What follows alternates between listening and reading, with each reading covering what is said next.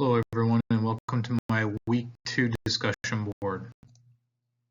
So the program that I selected is the Armed and Prohibited Persons System Program, or APPS, which is a program that's run by the California Department of Justice to remove firearms from individuals who are prohibited of having them. And they can be prohibited for various reasons, and I'll cover those in a few slides. But before the Department of Justice removes any firearms from anyone, they initiate a case to confirm that the individual is prohibited and to locate their most recent address. And then once that's done, the special agents will attempt to remove firearms from their possession.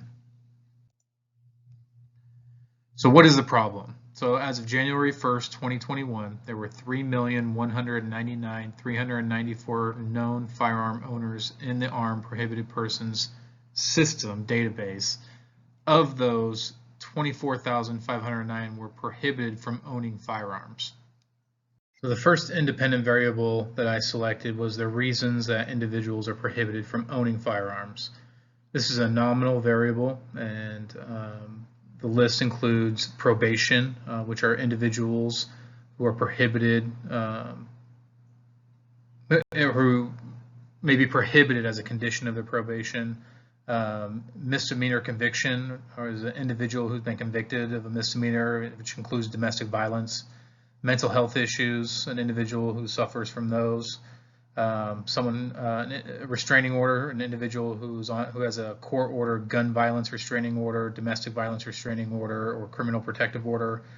Someone who's on the Federal Brady Act, it can be illegal aliens, fugitives, individuals addicted to controlled substances, individuals who are dishonorably discharged from the military, or individuals who have been convicted of a felony charge. And you can see that the felony conviction is the highest percentage of individuals who are prohibited from owning firearms, followed by the Federal Brady Act, restraining order, and mental health. So the second independent variable I selected, as I mentioned earlier in my presentation, that before a firearm is removed from an individual, a case must be opened against them. And so the title of this variable is the prohibited individual's case status. And this case can be in one of two statuses. It can be an active status, which is basically under investigation, and it hasn't exhausted all of the leads, or the investigation has not begun yet. The second status is pending status, which means that the investigation has taken place and all the leads have been gone through and analyzed and exhausted, and there's no determination, or it's determined that the person is not within the department's jurisdiction. And you can see that the active case is only 38% of the prohibited individuals, while 62% are in the pending status.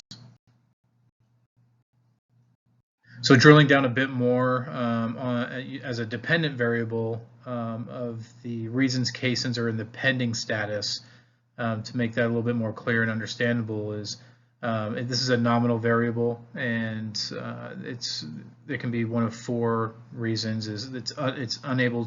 They're unable to clear it, which means that the prohibited person has been investigated and all leads exhausted, but they weren't able to disassociate the individual from the known firearms.